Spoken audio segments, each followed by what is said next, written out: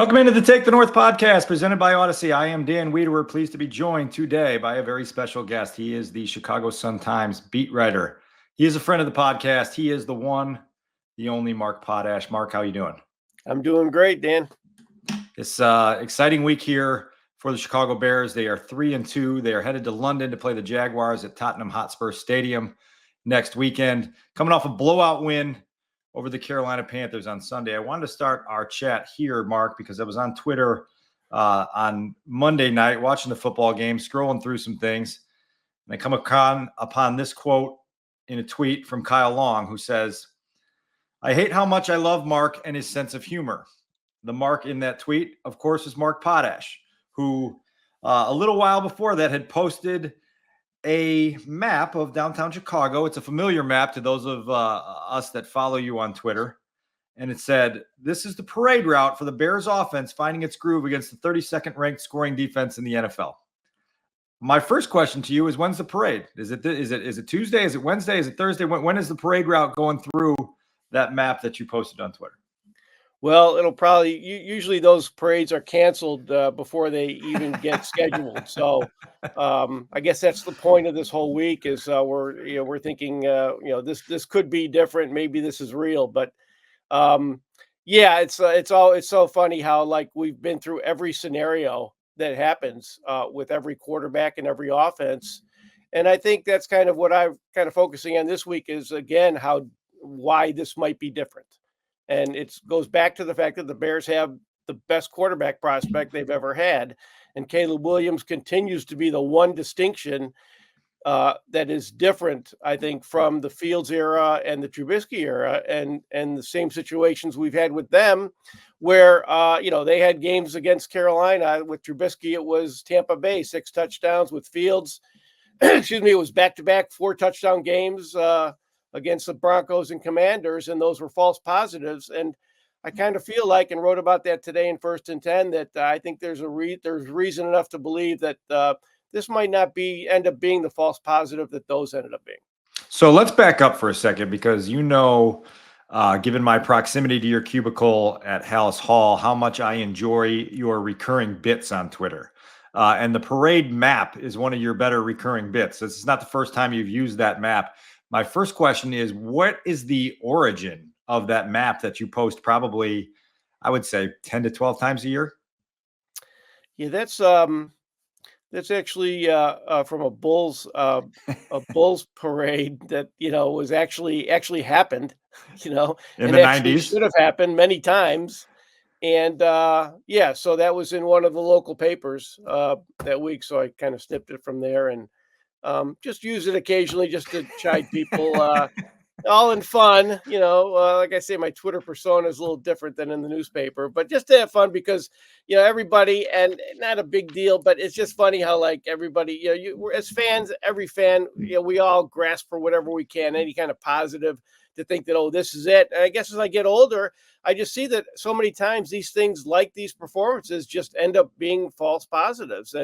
And so I just kind of kid people. It's kind of a little bit unfair of me to do that, but it's just too much fun. Listen, you got Kyle Long to give you a, if not a standing ovation, at least a golf clap on that tweet on Monday, which was a good touch. But it does bring us in to a deeper part of the conversation that I wanted to have, which is just trying to filter through the significance of that win against Carolina. I say that there's kind of two ways you look at it. Through the small picture lens, you see an inferior opponent that came to Soldier Field, and the Bears did what they're supposed to do. They blew them out. They were up by 20 points or more the entire second half. They didn't let them hang around. They didn't let them have any hope. And so you can only play the game that's on your schedule.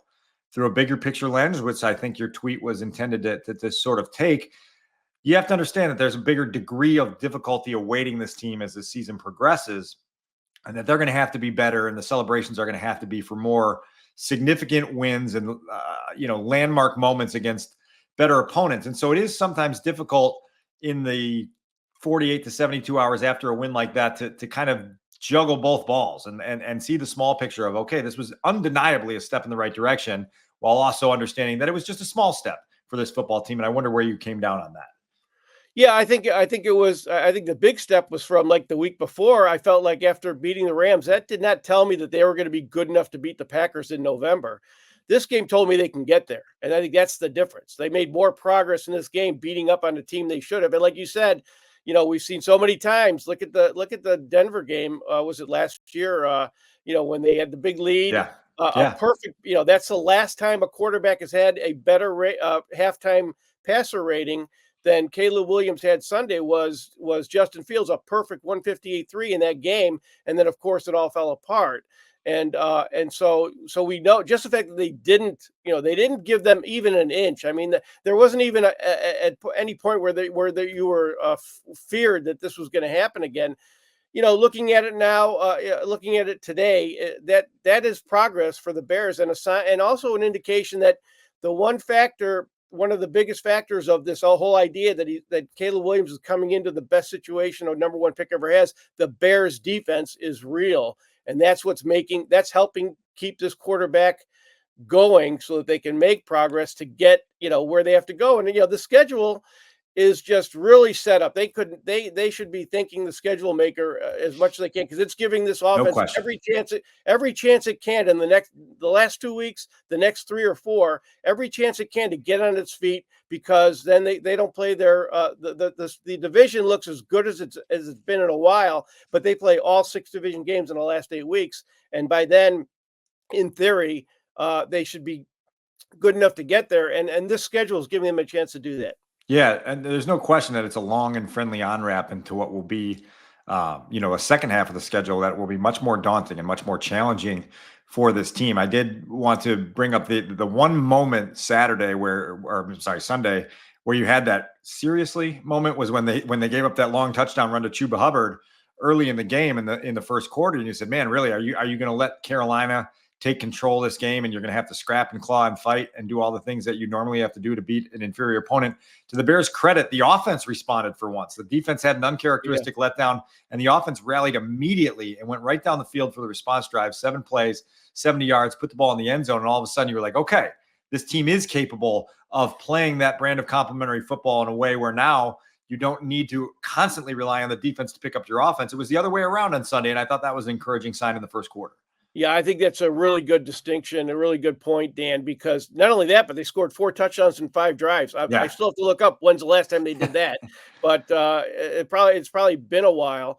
So yeah, that was a key. That was an interesting facet to the game, is that the offense did pick up the defense and they did respond. And again, another thing, if you want to say what is different about this situation than previous situations, that definitely has to be the top of the list. And credit to the Bears offense, which is at least now reached the point where they can take care of business against teams they should, which they really didn't do against, like, the Colts.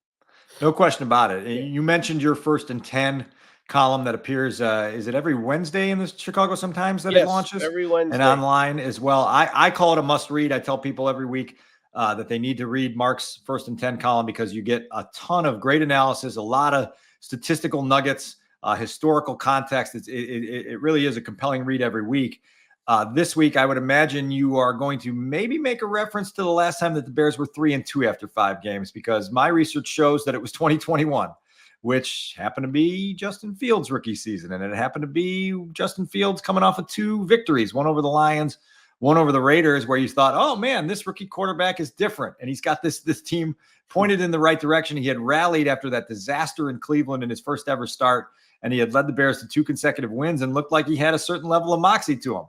Again, as you point out so frequently, there are false positives. That turned out to be one of them.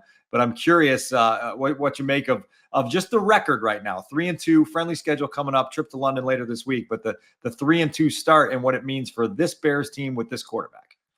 Well, with this quarterback is the key, but other than that, I mean, it just takes you back to the Matt Nagy era when they were over 500, I think, every year after 5 games, and look what happened there. So if you just base it on that, that's not a lot of encouragement. Again, goes back to the fact that this quarterback, you have a rising defense instead of a declining defense.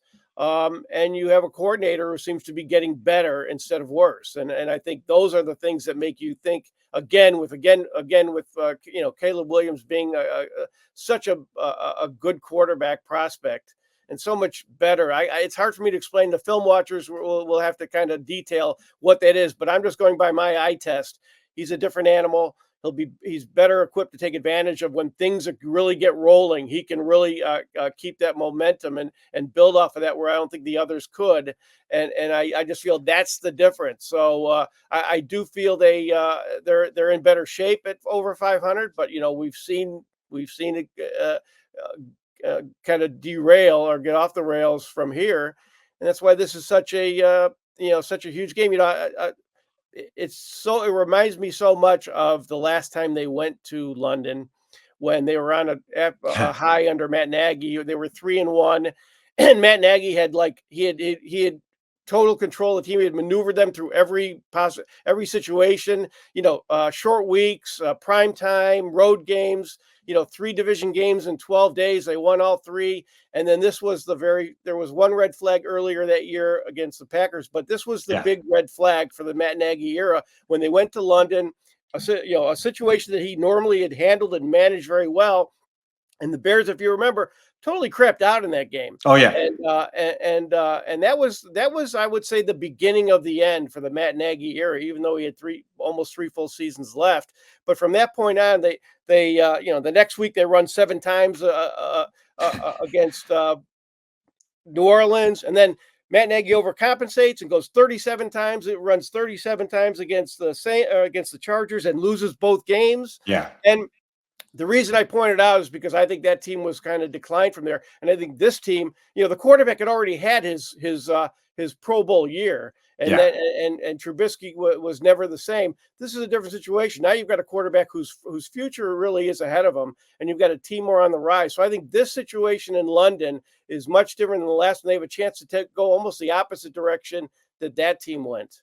Don't forget, it was noted Missouri alumnus Chase Daniels, who was the starting quarterback the last time the Bears went to London in 2019. The Bears got behind 17-0 in the first half of that game. They actually rallied to take the lead in the third quarter, which I had forgotten, but then ultimately didn't have enough gas left in the tank, and that was the start of a slide that became a really ominous one for Matt Nagy and company. Matt Nagy lasted 2 seasons beyond that because the folks at Haugh Hall didn't trust what the folks outside of Haugh Hall were actually seeing through sober eyes, and that thing went down in a hurry. I do want to rewind for a second because you mentioned Shane Waldron a couple times, and this has been a fascinating 5 weeks in the existence of Shane Waldron.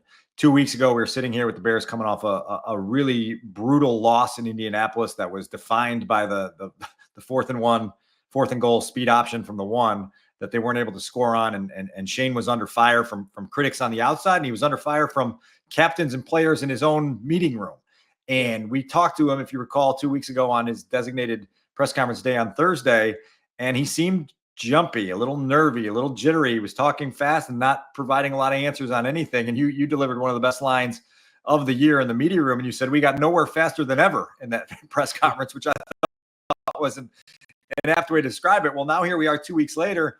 All of a sudden, the Bears seem to have troubleshot things pretty well against the Rams and the Panthers, and now we're having a little bit of a different conversation. What do you make of this incredible roller coaster of 5 weeks that the new offensive coordinator has been on, with highs, lows, and everything in between?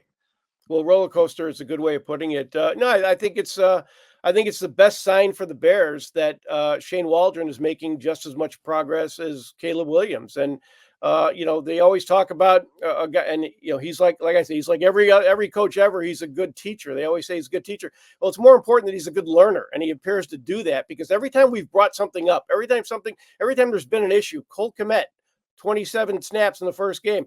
He's played 77 or 78% since then. He not fixed it, but he adjusted the option in the run game. He maybe a little bit of an overcompensation, but he used Doug Kramer in the backfield, and they've scored, I think, 4 touchdowns now from the 1 yard line. And so the run game was bad against Indy, and they've been better there. So even DJ Moore and the connection between DJ Moore and Caleb Williams. Well, what's wrong? What's the deal? All of a sudden that got right. So he seems to have addressed issues that they've had when they come up.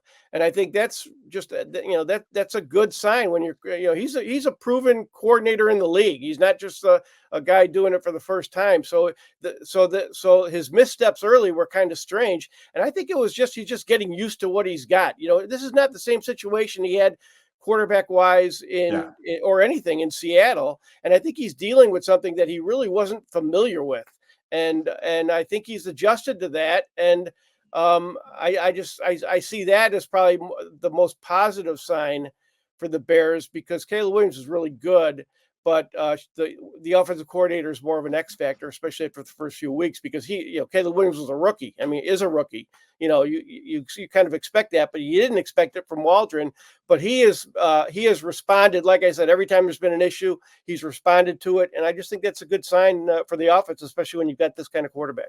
The book on Shane coming in was that he was adaptable and that he did have the flexibility to kind of make changes when changes were needed, and that he was going to adjust to his personnel, and he was going to adjust to the situation of each week, and he was going to adjust to injuries and other things that popped up. And hopefully that persists as the Bears go on a long journey from now through the start of January to try to get this offense moving in the right direction. It was very odd a couple of weeks ago because you had players publicly calling the offensive coordinator out and saying, look, like, we've gone to Shane and we've expressed some of our grievances or our constructive criticisms, or however you want to define those. And we've asked him to do X, Y, and Z. And to Shane's credit, he's at least done X and Y, and we'll see about the Z, whatever that may be.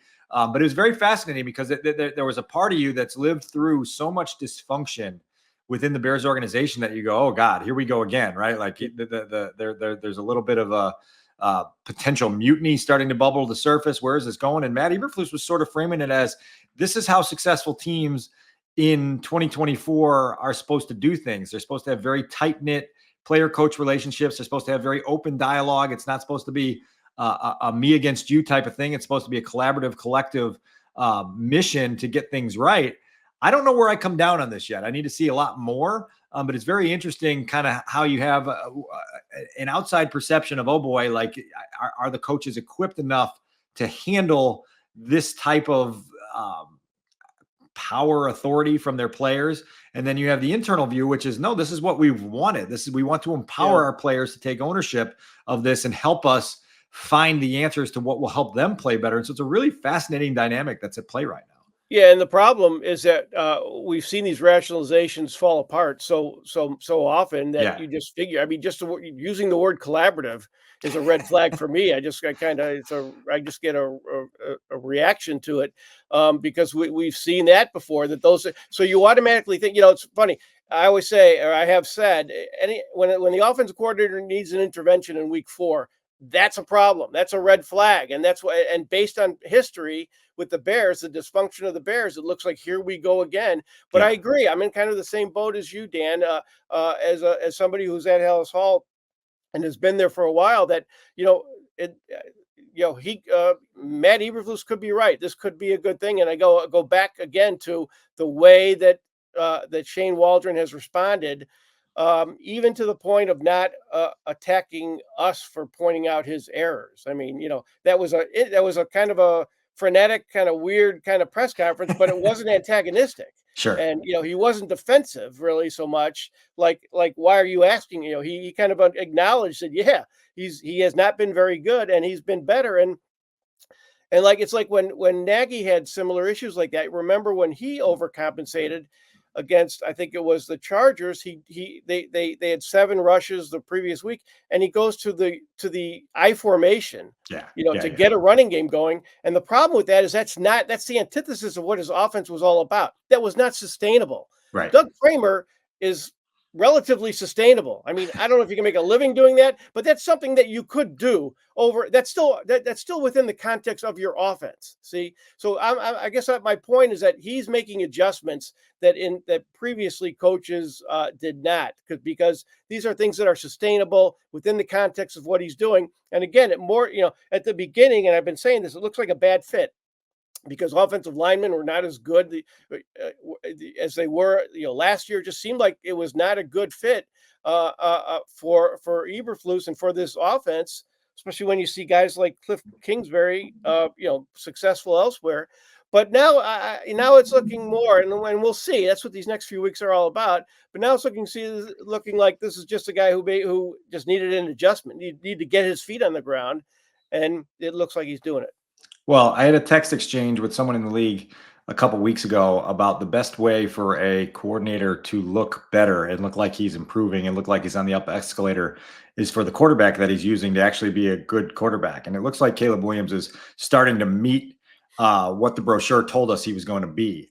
And so it's been a fascinating dynamic for him as well. I put something out on Twitter on Tuesday morning, Potsy, where Caleb Williams is now 1 month into his career in the regular season in the NFL, made his first NFL start 30 days ago. And yet I'm seeing all these reaction tweets on social media talking about finally this, finally that, 30 days into his first season in the NFL. We've already got the finally tab locked on things. And so the pressure on that young quarterback to excel early, to meet the expectations that were set by him and others in the outside world, to continue progressing in a way that leads you to believe he's going to be the engine of sustained team success is massive. Again, 2 wins against inferior opponents. The Rams and the Panthers aren't going to be teams that you're going to see in the postseason in mid-January. But Caleb's answered the bell here the last couple of weeks. And so it is, again, one of these situations where we have to take little picture, big picture here and try to figure out what it is we're seeing from Caleb. But I think you share the sentiment of a lot of people that there are things within him, quarterback feel-wise, that just pass the eye test. And you saw a lot of that on Sunday in Carolina with the way he stressed that defense out with his legs, with his arm, with the boot action from the pocket, where he said, man, that just looks like what we're watching from top 12 quarterbacks in this league on a regular basis. And it looks like he's got the potential to join that fraternity up the road. It doesn't have to be finally by Halloween, but up the road, he seems like he can be one of those guys. Yeah, and I think the disconnect has been that I think, well, the Bear, he's a quarterback who still needs a well-coordinated offense to do the things he can do best, and they didn't have that. They haven't had that in the first 4 or 5 weeks of the season. And so the expectations were too high, but I think it's understandable. I mean, one of the reasons why there's this finally feeling is because the expectations were higher, and my own feeling was that the theme of the existence of Caleb Williams on the Bears was the higher floor. And in the very first game, he went below it with, like I say, I never thought in a million years that he would, well, maybe in 100 years, that he would throw for 93 yards in any game, even with the Bears. Yeah. And it was the same old thing. And he was not making throws, and he was not, like, when he would escape the pocket, even from the very beginning of preseason, there was this feeling like other quarterbacks, when you see Holmes or Josh Allen, you get this fear factor. Yeah. Like, wow, what is going to happen? And you kind of got that feeling he could do that based on what he did in the preseason, but he was getting very little out of those when he schedule or plays out of the pocket. So it wasn't coming together, but that was because his offensive line and his offense was uncoordinated. And I think expecting the quarterback to lift this team on his shoulders is not something that he was brought here to do. I think it was just the opposite. According to Ryan Poles, I felt like the best thing he did was give this quarterback support. And so I think as he gets the support, that's when I think he will take over and at least have the chance to put this team on his shoulders. But he's got to do that with a much more mature offense than he does right now. In real time on Sunday, I enjoyed watching Caleb run the football as a scrambler. On the rewatch on Monday, I really appreciated it even more than I had, because there was purpose to it. And I really like that element of his game. This is not Justin Fields. He's not going to look like a stock car going down the track at high speeds. He's not going to have 1,000-yard rushing seasons. He's not going to wow you and have that electricity to his running that really gives you that intoxicated adrenaline rush. But what I saw from Caleb was what we thought we would see from him, a guy who scrambles with his eyes up, looking to make a play down the field with his arm, and then just has a really nice calmness to the way he gets as many yards out of the play as he can. And there were a handful of scrambles the other day where you're like, oh God, oh God, oh God. And then he just does the Mahomes thing. He tips toes down the sideline, and it's a gain of 6. And there was a 2nd and 4 scramble that went for 5 yards and moved the chains. And you're like, man, that's a really, really sneaky element to his game, that the more comfortable he gets, it's going to be really, really dangerous for opponents to stop, because he can string you along thinking he's going to kill you down the field And then, oh, by the way, he's just going to take 7 with his legs, get out of bounds, get down, protect himself. And it was pretty cool to watch in the rewatch. Yeah, I think it's his scrambling, and they're really scrambling. It's like that's what it's not running, it's scrambling, is a good indication of how this quarterback's brain can do two things at once. It can look downfield, and it can also be aware not to take the big hit, to avoid the big hit, to get himself into trouble, to put him in a situation where he fumbles. Hope I'm not jinxing him, but so far what I've seen is, he has not taken many hits, if any, this year, which we know Fields often would, and he just seems to be able to not only be aggressive, but also play it safe at the same time.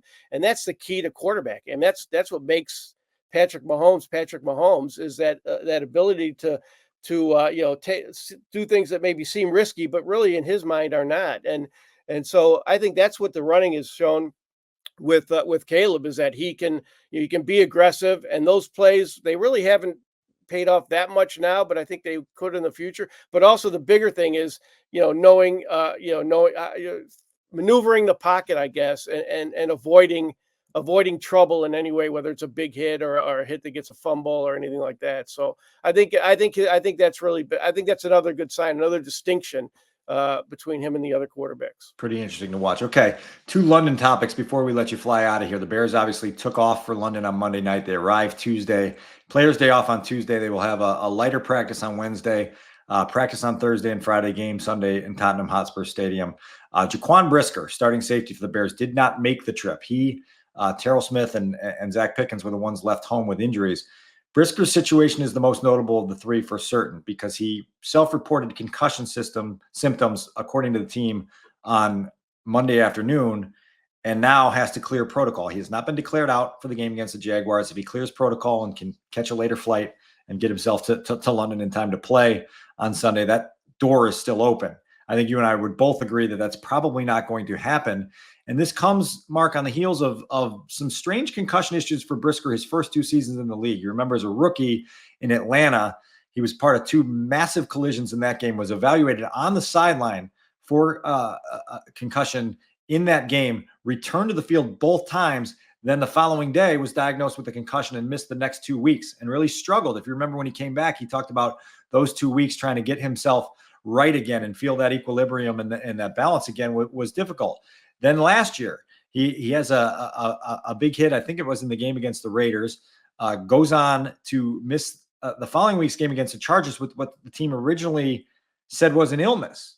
Then the following week, he missed a second consecutive game against the Saints with what was a concussion at that point. So this is year 3 where Brisker could be in line to miss a game with a concussion. It's a scary history to have, and it's been particularly odd given the way that his instances have occurred within a game but not materialized until the day after the game is finished.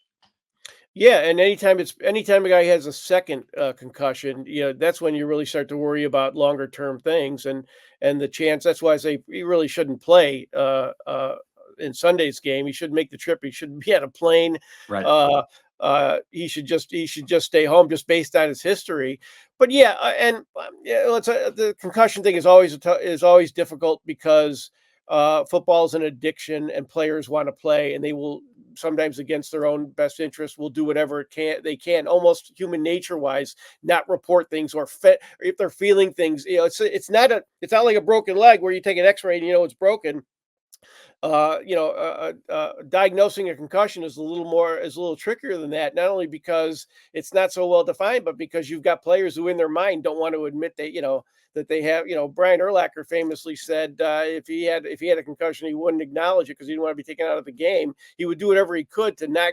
That's the addiction of football, and that's what a lot of players are fighting: their love for the game versus their health, and a lot of times they make the wrong decision. So I think the Bears have to be real careful here, and it's a difficult situation, because Brisker is one of those guys who was expected to take a big jump. One of the keys to the Bears was all these second and third year guys taking a big jump, and he, like Kyler Gordon and Gervon Dexter, have done that so far. So it's kind of a big blow, and for the Bears, and not to get too far ahead in this discussion, but the Bears have already showed kind of their balance on defense. We had so many different players make plays. Now they got to show their depth, and they have Elijah Hicks, I think, would be the replacement or has been, and he's been pretty good. And so this could be an opportunity for the Bears to kind of show that aspect of their defense, not just the balance, but their depth, which is really what makes a defense good. There's no doubt about it. And when you talk about the addiction of football and the love of football, nobody is more passionate about the game than Jaquan Brisker. He loves being on the football field, and he only knows one way to play, and that's with, full throttle, aggression. And that's what led to this current concussion. He actually delivered the hit on Tommy Tremble that forced the fumble on Sunday that knocked Tommy Tremble out of the game with a concussion. And in real time, you felt, even from the press box, how violent that collision was. And it was almost surprising that Jaquan wasn't pulled off on the next play to go into the blue tent and get a little bit of a checkup, because that hit was that loud and that forceful and that notable. It was one of those old school hits that the NFL used to celebrate. And now you go, oh God, I don't know what the damage of that was. And so, look, to your point, with the bye week coming behind this, I don't know how anyone in their right mind could tell Jaquan Brisker it was in his best interest to catch a flight to London and go try to play in a game against the Jaguars. I think common sense tells you he should miss this week's game, take the bye week to get himself right, and then we reevaluate in week 8. Who knows? The sport's different, and sometimes things happen that you're not expecting. And so I just hope that people that are in place to protect the players from themselves do their jobs properly and err on the side of caution in this particular instance. Yeah, I think I think the tough thing for me for watching that is I feel like that was a football play. I mean that's tough to avoid that. I mean the offensive player lowered his helmet just as Brisker was lowering his body to make a shoulder first tackle, and it was just inadvertent. It wasn't a targeting play. It was, and so that's the scary part for me, is that can happen in you'll never legislate that out of the game. And so that makes it a really difficult, but I do agree. I think it's important for the Bears. And I kind of feel like they'll do this, is just give him time, especially with his history, to get better. And like I said, they have the depth to do it. It's not, they I think they do, and they certainly have a good enough defense that they can cover for him for a game. And so I think that's the prudent move at this point. That's what I expect to happen. Okay, so very last question for you before we set you free. The Bears have made the decision to go to London early, as we mentioned. 2019, when we get in the time machine and go back there, they made the trip late in the week. And I know personally that I was wrecked with the jet lag that came from flying, east across 6 time zones and really trying to get my body clock regulated. And it didn't shock me that the Bears came out in that first half against the Raiders in 2019 and played sort of lethargic and played like they weren't really fully awake for the first half of an NFL game that had so much at stake. Do you think they are doing the right thing by going earlier this year? Obviously, that's all anecdotal evidence that I'm giving. I don't know what the science says about any of it, but do you think the Bears have made the right call and Matty Eberflus has made the right decision to go early in the week and get them acclimated and try to get them ready for Sunday? Yeah, I do, Dan. I think that's the best way to go. I know in 2011 the Bears also went late. I thought they had gone early. When I looked it up, they also went late and won and beat the Buccaneers. So I'm not sure exactly how much it makes a difference, but I just think in general, getting there early, getting acclimated, I think it gives you the best chance. And they're facing a team that has a lot more experience making this London trip. The Jaguars make the trip every year. Last year they one trip but 2 games.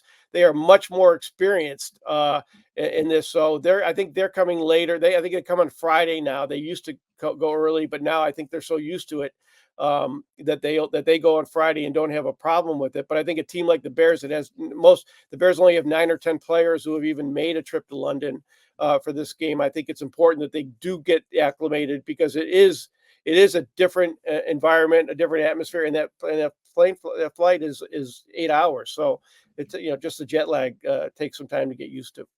Well, I'm going to be jumping on a plane later in the week. When do you leave? I leave tonight. Okay. So hopefully to get there in time for the press conferences tomorrow, but who knows? Hope for the Tuesday night best. departure for Mark Potash. So I'm later in the week, so we can compare on like Saturday afternoon. We can compare Yeah. whose We'll see who body has the clock is better week. I get a adjusted feeling properly. you're gonna have a better week than me, Dan. I don't know. I wouldn't Yeah. count on that. So, but I'll see you over there. We'll gather up in London, and we'll continue to follow this Chicago Bears team as they go on this journey. Tremendous episode here. We've had a lot of content flowing since the regular season began, and even before that. Remember to like, subscribe, follow us on our YouTube page. A lot coming as Caleb Williams and the Bears press forward. That's Mark Potash. I'm Dan Wiederer. Continue listening to the Take the North podcast. Great talk. See you out there.